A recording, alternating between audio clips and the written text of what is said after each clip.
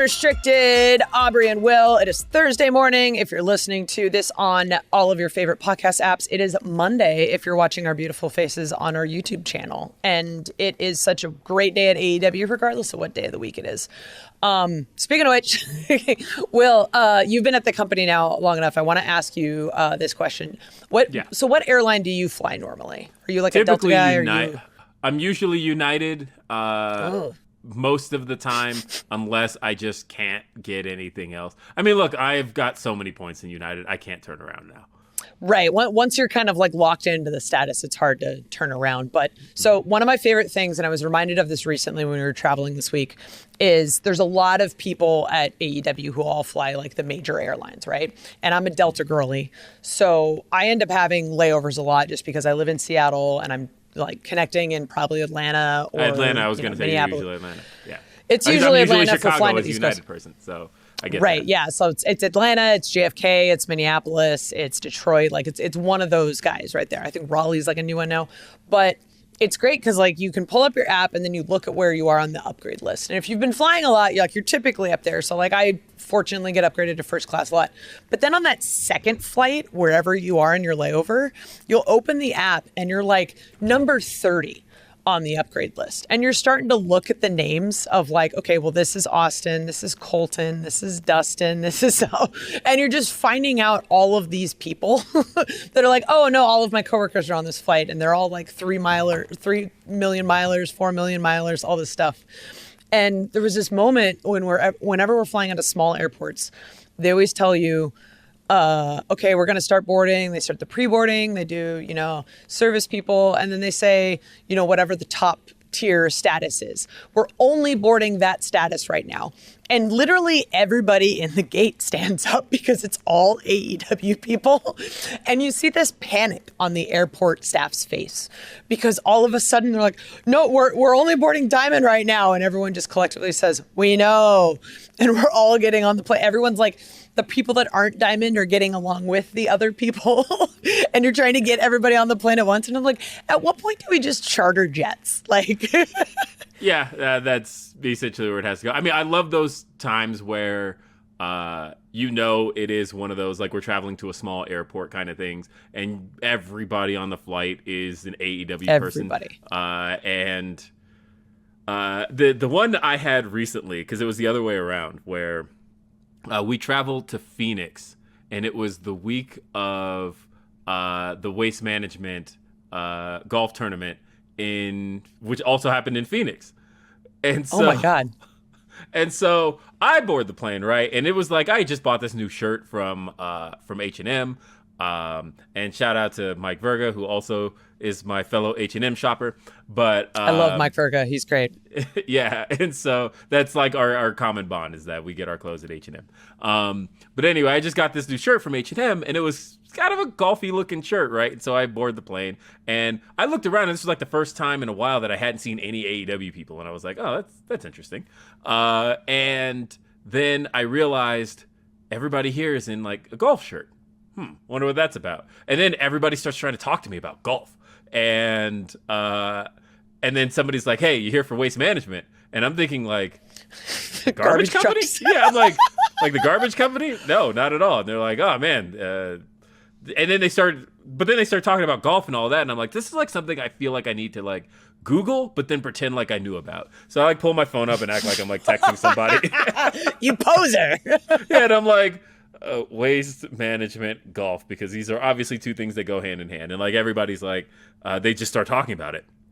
And I realized, oh, this is like a big thing in Phoenix. Long story short, I got like 10 of those people to buy Dynamite tickets that night because I'm like, no, I'm actually not headed there. I'm actually headed there for AEW Dynamite. We've got a show live tonight. Phoenix, Arizona. It's at the Footprint Center. I think you should be there. We've got some cool matches. Swerve versus Hangman. And Sting and Darby are challenging for the tag titles. And they're like, wait, Sting? I grew up with Sting. I need to see Sting. And so that's my airport story is like, I always manage to find a way to sell our product to somebody. And like, if you're traveling to the city we're traveling to, and usually people are looking for things to do, I will get you in the building. And Got a pretty good suggestion. yeah, like, hey, have you considered coming to see some All Elite Wrestling? So just know if you run into me at an airport, that's probably how that's going to go.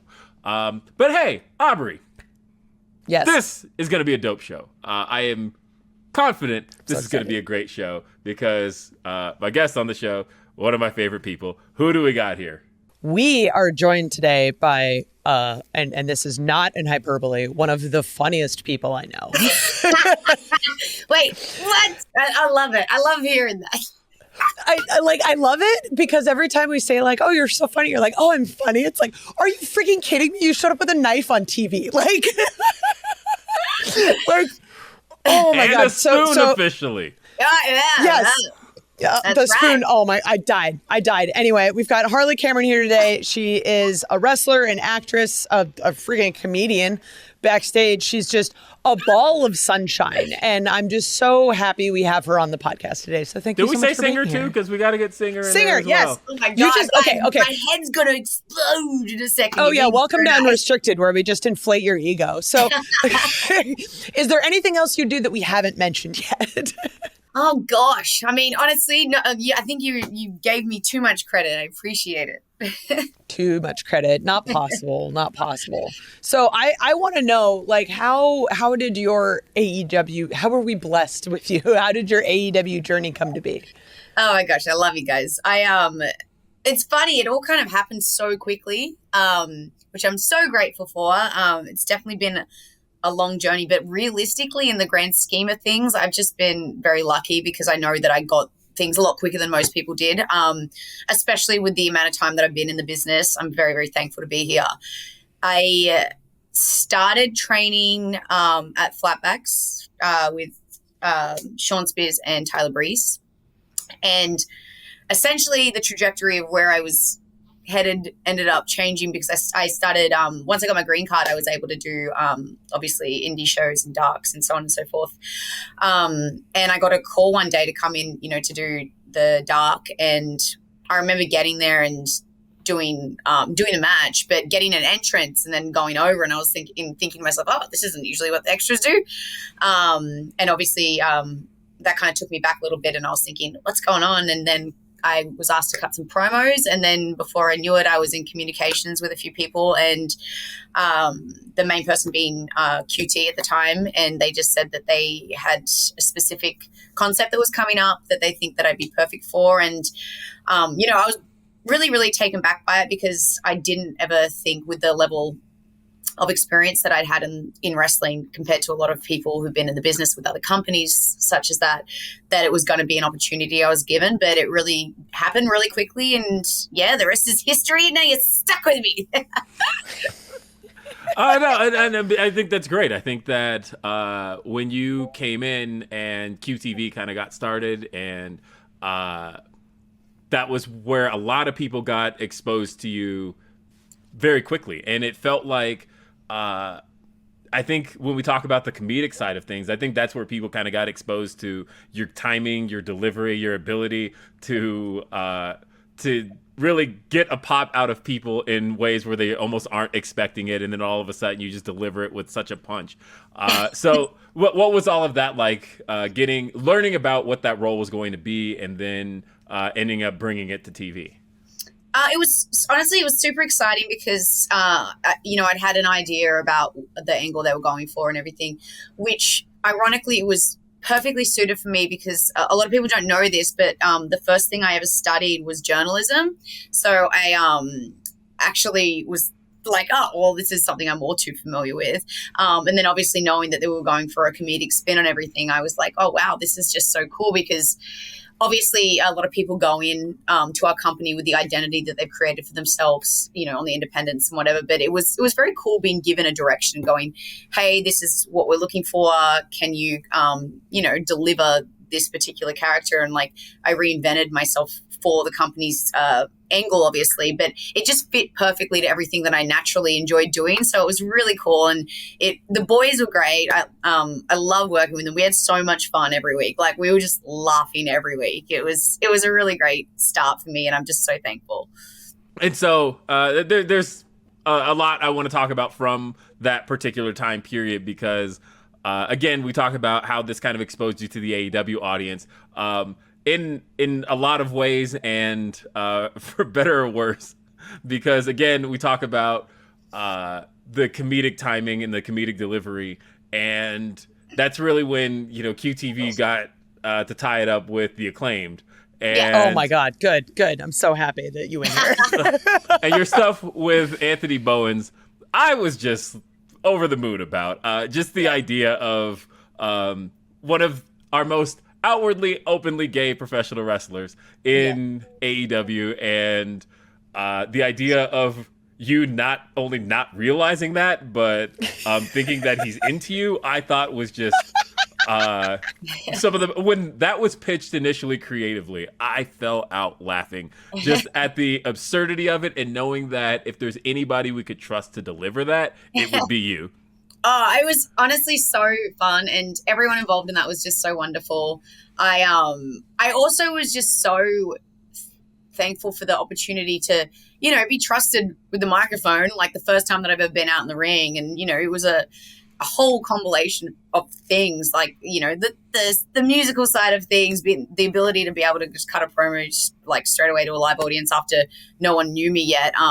So I definitely was excited and nervous at the same time to do. It was a pretty big segment for my first thing, but it was just awesome. And I really love what the way that we got to not only be comedic and have fun with it, but it also was just like a really important and cool thing.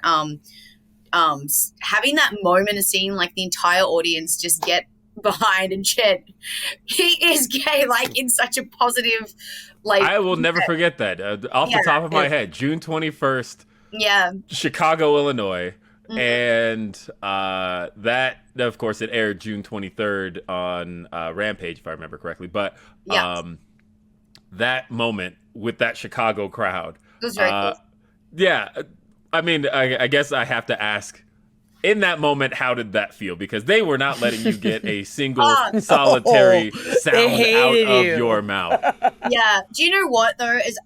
As a heel, like, it was a dream come true, because I was just like, oh my gosh, you couldn't ask for a better reaction. Like to have no ability to even speak. And it was really good to have that challenge for myself also too, to keep composure.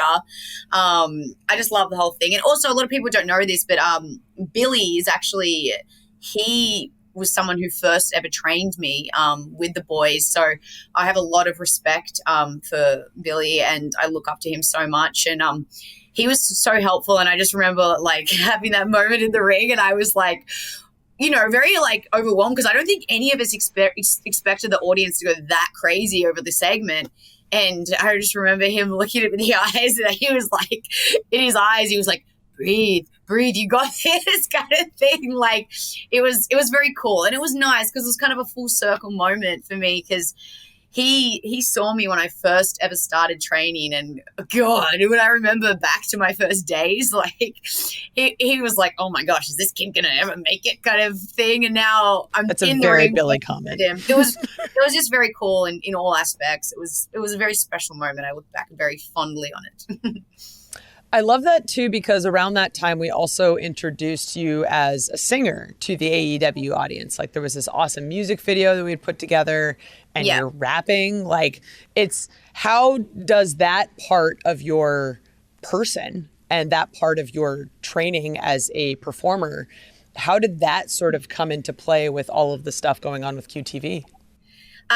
So I think it's funny because it went on like a different tangent to what was obviously ever initially outlined, but I've been a professional musician for most of my life, and it's that thankfully the coolest thing is I have that experience with stadiums and arenas and performing live and whatever and such. But it also is something when we have so much creative freedom in our company, and it's really a place where I feel that if you have a skill or an interest or something that you can cross over into our world of entertainment, because it, you know, what we do is entertain, make people feel things. I always said to myself, I hope there's a way that I can mix the worlds together somehow. And obviously the Acclaimed are so amazing what they do. They're so entertaining and amazing to watch. And when we knew we were going into a storyline with them, I was like, oh, I'm somewhat of a rapper myself, you know.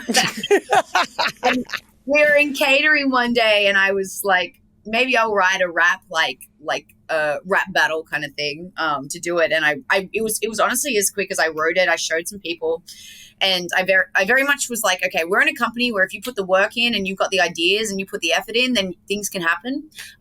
So I wrote it. A few people were like, oh, that's pretty cool. So then I went to the studio, laid it down, and then recorded it professionally and presented it. And then people were like, oh, this is actually, you know, decent. We can do something with it. So a combination of thinking, okay, if I put the work in now, create something that's, you know, presentable and ready, then it's probably got more likelihood of coming to light. So that's kind of the attitude I have in general with everything. Is it's a lot easier to put the work in, get it done, say, hey, here's this, watch it, see it, whatever it may be, as opposed to talking it and like verbalizing and hoping for the best. So I put it down, I showed it, and it went well, and it was just, the rest is history. It was great. It was so awesome. And we've only touched on like the iceberg of the stuff you've already done here at AEW, and I'm so excited to talk about more here on AEW Unrestricted.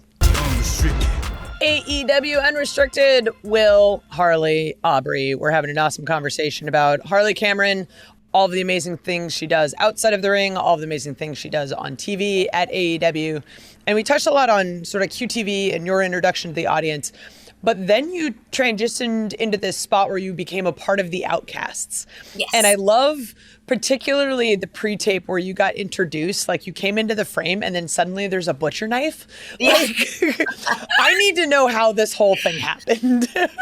I am, first of all, I'm so thankful, because the girls are amazing. I love them. And honestly, I'm just still blown away by the fact that, you know, I went through the transition of thinking, oh my gosh, my faction's over. Like, what's next? I'm like, you know, kind of thing. And then next minute I'm with two of the most amazing women that I've looked up to most of my career. And it's just kind of like, oh, pinch me. Is this even happening? You know? So when everything got put together and approved for me to be with them, I was so excited. And they were kind of like, how are we going to introduce you into this, you know, make it work into the storyline and everything, of course. And I definitely wanted to have a different approach to my character based outside of what I did in QTV. And I, again, was like, we're in a company where you can be anything if it works and you do it well. And I thought, you know, the best thing possible could be like this crazier version of myself. You know, I'm a bit of a ball of energy, a little bit wacko. And a little bit. A little bit. And we basically were just like, okay, we can kind of roll with this concept and just amplify it and make it a larger than life thing for something that already comes organically to me. And brainstorming how to introduce me. And I think we were sitting again at catering one day, kind of like talking about it. And I think Will, I'm pretty sure you were there. I was around for a lot of this process. I mean, everything with, because you talked about the dissolution of the faction and brainstorming ideas of essentially what to do with you next. And yes. We had a lot of conversation that led essentially to this. Yes. I'm pretty sure I was sitting at the table. I think I remember like eating like some chicken, and I remember having like the knife in my hand, and I was like, they were talking about how, like, you know, obviously Soraya was like getting me to like infiltrate the system with like Ruby and Jeff and whatever, and like, you know, be like, she's, you know, hiring me to like, you know, do all this stuff and whatever. And she was like, yeah, and you can be like, you know what you got to do next. And then I'm pretty sure it started with me, like, I had like a breadstick. And I was like, yeah, I should be like, and snap the breadstick. And then I was like, no, it's too vicious. And then we had like, I had a butter knife next to me. And I was like, what if I was like, yeah, pull out this knife? And they were like, well, fuck it, that works. And literally, you went to catering and went and got one of the knives out of catering. I I know. I walked in with it, and everyone was like, "What the hell's happening?" The guys at catering are so nice, though. I was like, "Have you guys got a knife, like a big one, bigger than this butter knife?" And they gave me this gigantic butcher's knife, and I was like, "Oh, yeah, I can work with that." Yeah. I wrapped it in sellotape though to be safe, just to be There we so go. right. The what you have witnessed already with the old Knifey Spoony was none other than the brilliant creation of Mr. Will Washington. He was like, All right, look, I'm gonna tell. I'll be completely honest about this. About 90% of my knowledge of Australia is from that one episode of The Simpsons. well, It's an entire parody of Australia. And I mean, like, I think a lot about the line where Bart does the prank call and dude is like super offended and he's like, this is a travesty. I'm gonna tell me local member of parliament.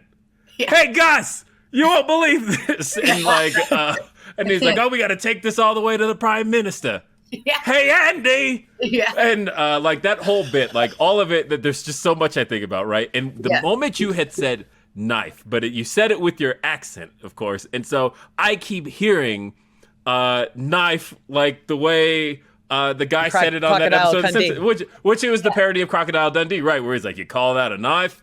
This is a knife. And you kept saying it. And this just kept replaying in my head. And I'm like, I have to do something with this on TV. This has to happen. And so the moment it happened, I literally pulled you aside and I'm like, we've got to do Knifey Spoony on TV. And I knew exactly what you meant straight away. Yeah. And the funny thing is, nobody else did. No, Soraya was like, what the hell is Knifey Spoony? And you and me are just like giggling to ourselves of like, yeah, we're going to get Knifey Spoony on TV. Yes. And well, I would like to directly look in the camera. Wait, there's the brilliance of that came from Will Washington. That is his full credit to him.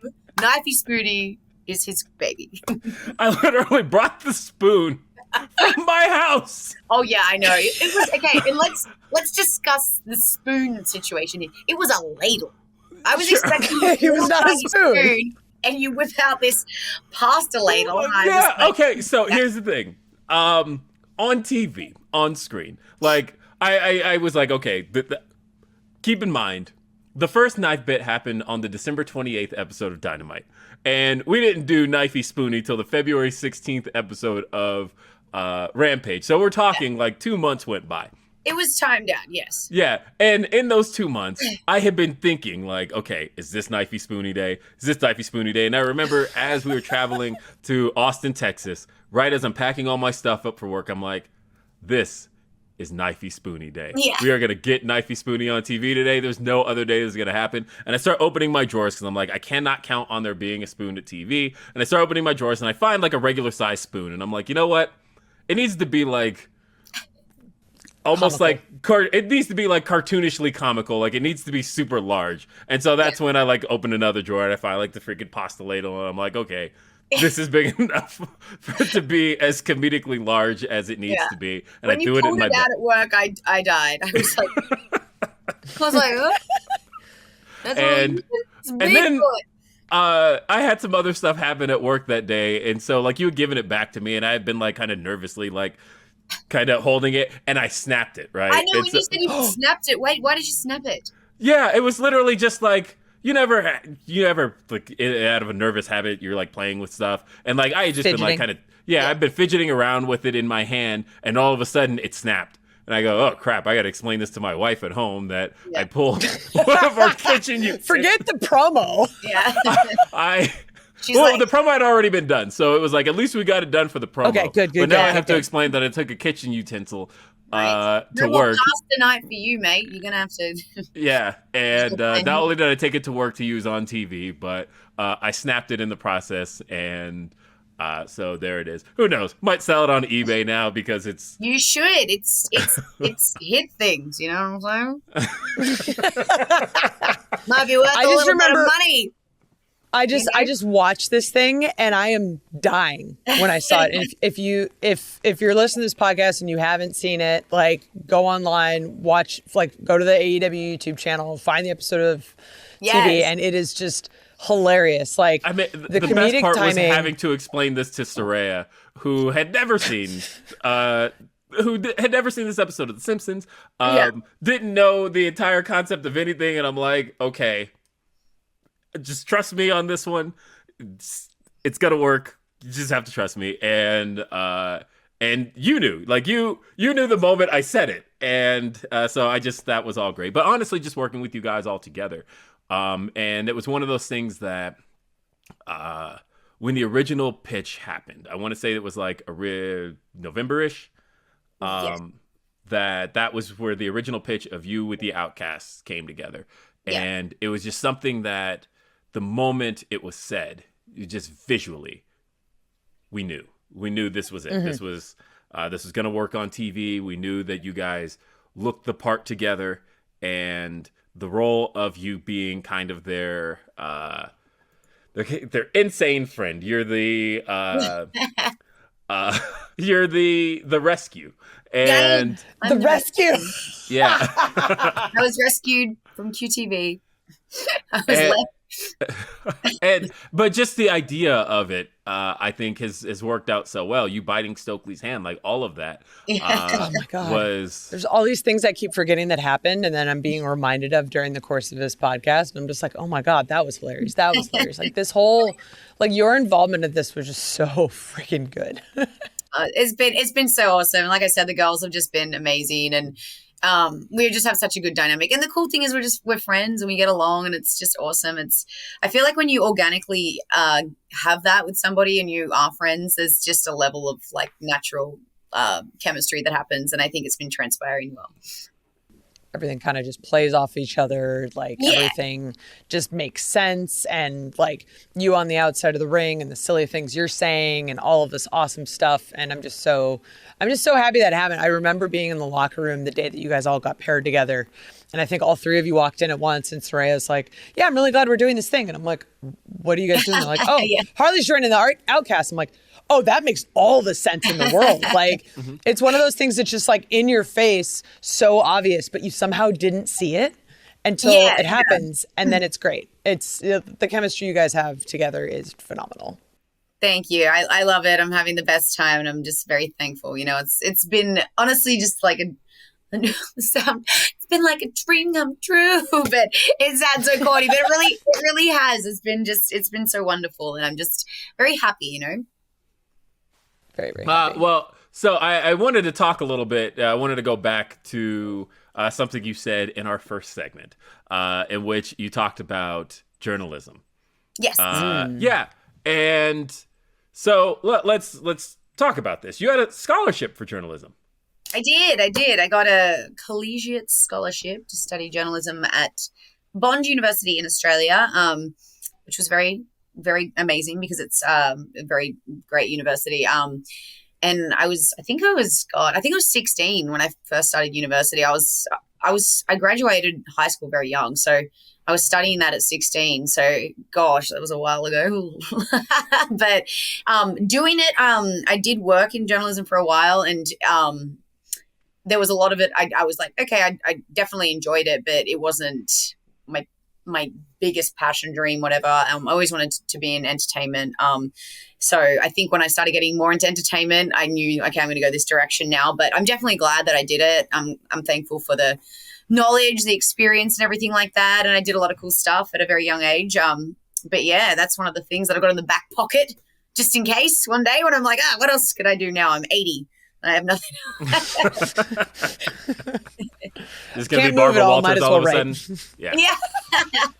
Oh my God, I want this so much now. Harley Cameron as Barbara Walters. Yeah. Well, I got to relive it in QTV. You know, I got to be a journalist again for a little bit, which was nice. You did. Oh my God, it's so good. You've just got a fascinating story coming from Australia to America. We've only touched the surface of it. I want to talk about that more when we come back here on AEW Unrestricted. AEW Unrestricted. It's Aubrey. It's Will. I'm pointing at myself. If you're not watching this on camera, I don't know why I did that. But Mondays on YouTube. Yeah, I know. I was going to say on YouTube, it all makes sense. And we, of course, are still joined by our guest, the one and only Harley Cameron. Harley, you talked a little bit about some of the people you were already friends with. You mentioned having a friendship with Saraya and Ruby. Yeah. But you've also had a number of friends just all throughout professional wrestling. I mean, you and Mariah getting to work together, I think. When I talk about two of the funniest people I know, and Oh my God. and a lot of times when I'm just eating lunch with you guys and I'm like having to play it straight because both of you crack me up so much. But so of course she's been here pretty much for the last few months now. How's it been having Mariah around? Oh, I'm so happy she's here. It's actually, a lot of people don't know this, but we have like a full circle friendship moment like that has come together. So obviously she's one of my best friends in the entire world, probably my best friend. And we actually met at WrestleCon 2 years ago. And this was before she'd gone to Japan. And I had one match. I had one match. So funnily enough, actually, the end of next month, I've been wrestling for 2 years. That's how quickly all this happened for me. I literally just had my first match against Scarlett Bordeaux. And I was already just like out there doing signings and just doing whatever I could, obviously trying to build my brand, build my name. But I was at the very beginning of my career. I met her at, I think it was I'm sure it was WrestleCon. So we met there and I was like, oh my God, who's this pretty girl? And he goes, hello to this beautiful woman. I was like, oh, I need to get near her. She's so pretty. And I went over and we chatted and hit it off right away. If you know me, I'm a bit of a social butterfly. I like to make friends, chat and all that jazz. You don't say. Yeah. Yeah, I know.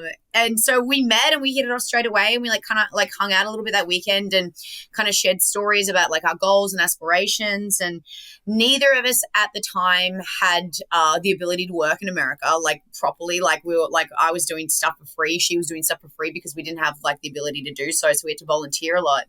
And we hit it off and I was doing a few months after this a modeling event in Canada and they needed some more girls and I just instantly, thought of her and I was like, oh, I've got the perfect girl. She's gorgeous.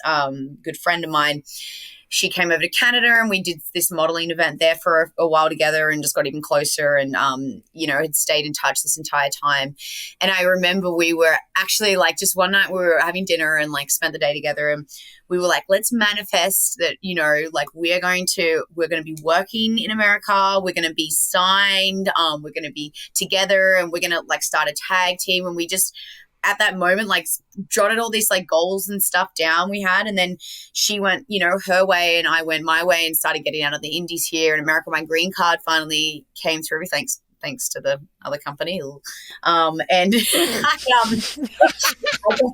got to start, getting out there and actually like wrestling and working and stuff. And she was killing it in Japan. And then, before I knew it, I got a contract offer and then she got offered and we very often just sit and like reflect on how special that is for us because we made what we said we wanted to have happen and we were like, oh my gosh, it's just like crazy like to think where we were and in the short period of time where we've like come now and now I get to be at work with my best friend every day and it's very special. It's so great. And seeing the two of you together is just always so funny and like the comments on each other's social posts, I'm very proud of her. She's a good one. She's a very talented, special person in my life, and I'm very proud to be working with her. And we actually were gonna tag, and it never came to fruition because of just some external stuff. But it's funny, we've got all like these like posters and like merch stuff like made up for our tag team that we never got to have happen. And I'm like, you never know. One day in life it might happen. We're here now. So very cool to have her here. Well, I wanted to ask you about two of your other friends because one of the first places that wrestling fans kind of got exposed to you musically was the theme song for The Inspiration. Yes, Cass and Jess, love them. Yeah. So how did that friendship come to be, and how did that theme song opportunity come?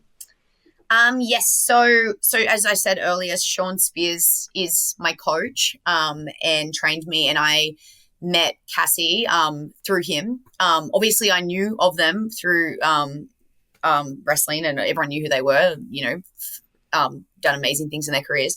But through the course of training, I became very close friends, obviously with Spears and Breeze as my coaches, and then Cassie would come in quite often, and then we just hit it off and clicked. Us Australians too, we get along pretty well. But she's also just become one of my best friends now. Both of them have. And I think they knew me on a personal level, and the fact that I composed music and everything as such. I'd released a song recently, I think maybe like a year ago, with Scarlett and Shotzi, and we put that out, and I knew that they were aware of that, and then they knew about like all the performance stuff I was doing musically in America. And when they were going to reinvent themselves and debut again at Impact, they were like, hey, we're looking for a new theme song, can you write it for us? And I was like, oh yeah, 100%. And the inspiration came together, and I was like, what do you want it to sound like? And they were like, okay, we want it to be like Christina Aguilera meets Britney Spears, like old school. Oh, that's perfect for you. Yeah. And I was like, hell yeah. So it was really fun, and I actually love that song. It's one of my favorite songs I've written. They loved it. We were happy with it. We did a video for it. It was very cool. So it was really special to be a part of that. I've actually written music now for, I think, like almost every like major wrestling company, which has been pretty cool.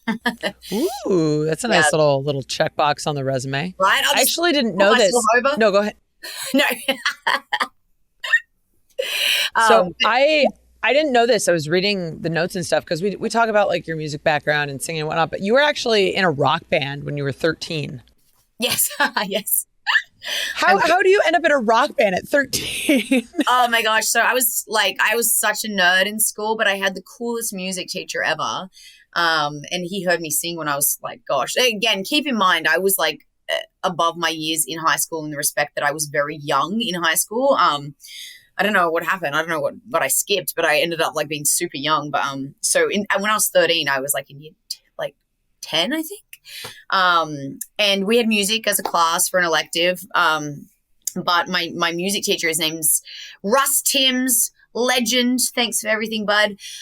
He heard me sing, and then I was like, you should pursue singing. And then I had other guys in my school that were pretty good musicians, and we formed a little band, and we started entering like Battle of the Bands and like doing like gigs and stuff. And we actually did quite, some cool stuff when we were really young, and that was like the starting point for me to getting into performing. So we were out doing like shows at, like local little like cafes and like pubs where you're allowed to have underage kids in and stuff, probably at like around 14 onwards. So I've been performing since about then, but I'm definitely a rock girl at heart. Like I love singing rock and roll. Yeah, that's probably one of the things that you and I talk about the most is usually it's something involving music. As a matter of fact, the first text from you I have in my phone is just the word Mariah Carey, and I don't remember why, but it's literally, if I scroll all the way to the top, it's just you texting me her Mariah name. Carey. So yeah. do you know what I remember? So I feel like you and I hadn't conversed as like much, and then I posted I think I posted a thing on Twitter, which I don't even know. I need to get better at Twitter, okay? I don't understand it. It's not big in Australia, so I need to figure it out. So anyway, I think I posted on Twitter, I was singing Dream On, and I hit the whistle tones. That's what it was. Uh-huh. Yes, and then we spoke because you were like, you can whistle like Mariah, and I was like, oh yeah, like I was like, and then we kind of like started talking about Mariah Carey and everything, and then I think that like our friendship like kind of developed from there, because I was like, you're a Mariah Carey fan, and then you were like, look at my t-shirt. I see you wearing a Mariah Carey t-shirt. I was like, okay, well, you've got good taste. Yeah, I think I remember the first conversation you and I ever had. It was one of the most unfortunate parts of being in pro wrestling, where it was one of the airport vultures had hit you and had you sign a bunch of stuff. Yeah. And then you kind of walked away from it. And I'd remembered a piece of wisdom I got from my good friend old Trish Stratus, where she had noted that a good way to kind of curb those is to, always sign them, but first thing you do is ask for their name. Because they're intending to sell all of this, but you just say, "Oh yeah, I'm happy to sign it. What's your name?" And then they give you the name, and then you sign the name. You've personalized it, and it's officially no good to sell at that point, and it becomes a personal item. And we had talked about that in that moment. That was like the first conversation we had, and after that, we just kind of talked about stuff. And then I don't know. I'm still trying to get you to finish watching Beef on Netflix. I know. Hey, we're getting there. It's got me hooked from the first episode. But you know what I will say? I have taken your advice on board, and I now do that. So, you have forever changed my signing approach at the airports. I'm like, oh, what is your name? Yes, sir. Oh no, everyone's gonna watch this and know we've revealed our secrets. Hey, it's I'll reveal my secret. My secret is I don't sign at airports. I'll be like, I don't sign, but I'll take a photo. And it's so funny to see how many people go, okay, cool. And then they'll just walk away. Yeah. I'm like, okay. Well, and then I'm slightly offended. I was like, you didn't want a photo? Yes. It's funny. One thing I'm getting used to is like when I first would travel, like obviously our travel days, you have the routine of you do this and you get tanned and blah, blah, blah, blah, blah. And you're on long flights, so we're wearing comfortable clothes. And then there's been so many times where I've got, layers of fake tan on that I haven't washed and my hair's a mess and I look disheveled and I'm in like a tracksuit and everyone's like, Harley, can I get a photo? And I was like, yes, absolutely. This is the best time to get a photo. So I'm gradually learning too. I'm like, I need to be a little bit more presentable in public, That's why I just do the hat and no makeup all the time, because then people know exactly what they're getting. Yeah. Well, you can't go wrong with the hat gals. Can't go wrong with the hat. Hat gals hides the dirty hair. That's right. Before we wrap up, I want to tell one of my favorite stories about Harley ever, and it was actually on the Jericho Cruise recently. So This is the best. So she got to wrestle on the cruise, which was fantastic. It was the first time I got to work with her, and it was great. And it was awesome. It was with Abaddon. There was spanking. It was wild. It's exactly what you expect out of a cruise match.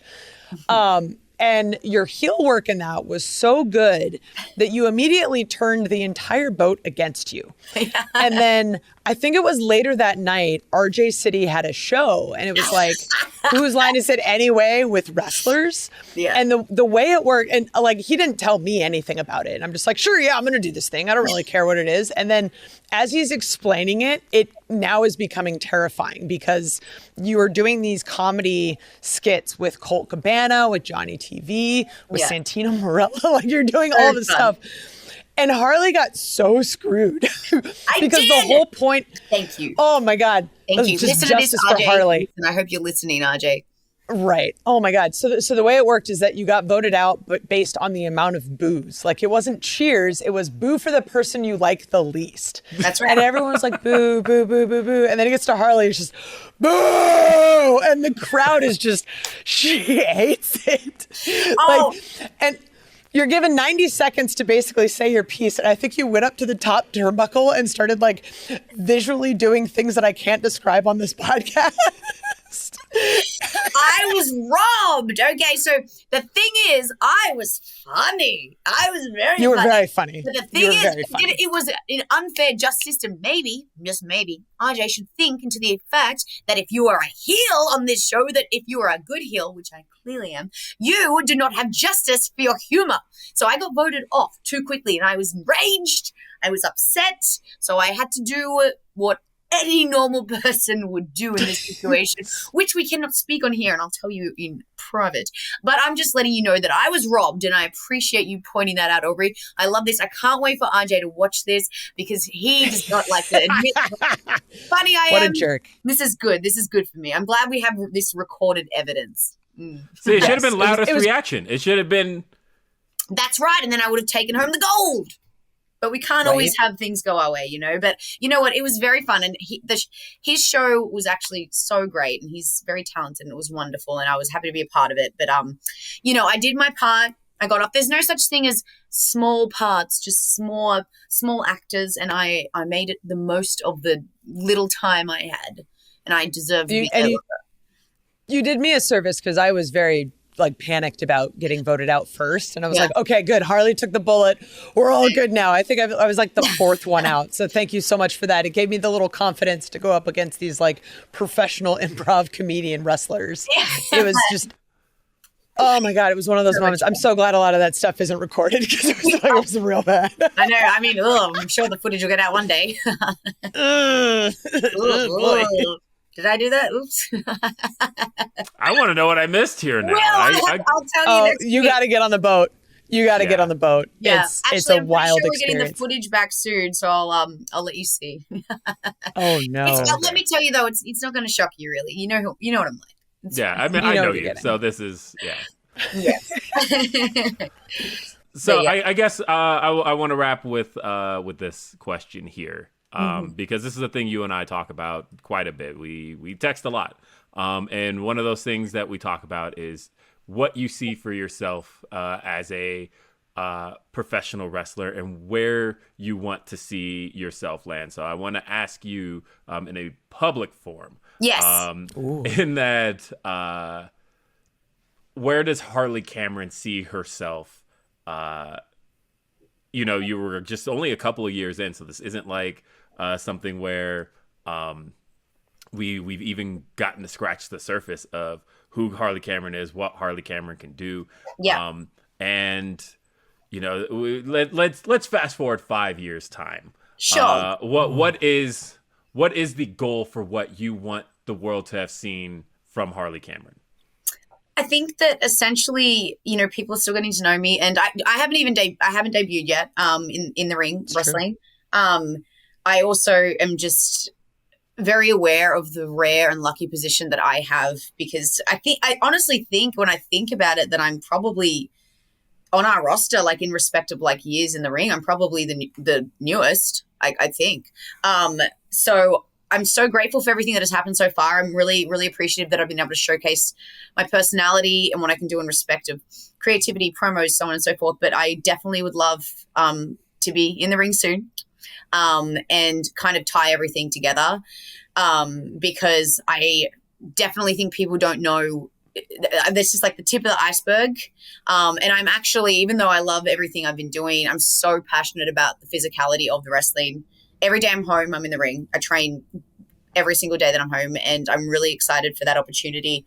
Everyone's got a different journey and a different path, and, some people want the belts and some people want this and that. I just want to leave an impression, be remembered, and make people feel something, because I think at the end of the day, that's like the ultimate goal, is to be remembered, and whatever Tony decides my role is in the company to do so, I'm going to go 100% with it. But I definitely would love to, show the world everything I can do. So everything's been going great so far. And I hope that 5 years from now that I can look back and be like, I did everything that I wanted to achieve, which is, the whole grand scheme of things. I want to be in every aspect, in the ring, on the mic, just making people feel something. And I'm lucky because I'm with AEW and I get the chance to do that. So fingers crossed that everything just keeps going as good as it's been going. I have a feeling it will, just purely because you're the kind of person that when you want something, you put the work in, you show the effort. Like even just your story about the music video, like, oh, I'm going to record this thing. I'm just going to make this happen for myself. Like you are the epitome of hustler. And you do it with grace and positivity. And I feel like that has to be rewarded in some fashion. So I'm so excited that I get to be a part of your journey and I get to see it and get to see all of the success that you're experiencing and you will experience. And I thank you for being here today. Thank you, guys. I appreciate both of you. I appreciate all of you. Our company rocks. I love being with AEW. Everyone's awesome. And I'm just excited for what the future holds. It's just the beginning. Just the beginning. There's so much AEW on TV all over the place. You can watch Dynamite Wednesdays on TBS. You can watch Rampage Fridays on TNT. You can watch Collision on Saturdays on TNT. And you can watch ROH. Watch ROH Honor Club Thursdays. Yeah, do it. What's up? And then you might see Harley with, just kitchen utensils all over the place. That's right. I mean, like, what's next? A spatula, maybe. We'll get creative. We'll see. We'll I'll get like a remember to whisk pack in it there or before I something. leave next. Yeah, Yes. I'll make sure to pack the And special. don't before I break it leave this next time, time. Will. Yes. Don't break it this time. Yeah. No, my wife told me I owe her a whole new set, so that's what I have to do now. Hey, there you go. That's all it takes. That's all Yeah. it takes. I am Aubrey Edwards, along with Will Washington and our special guest, Harley Cameron. Thank you so much for listening to AEW Unrestricted. Thanks for having me, guys. Love yous. Mwah.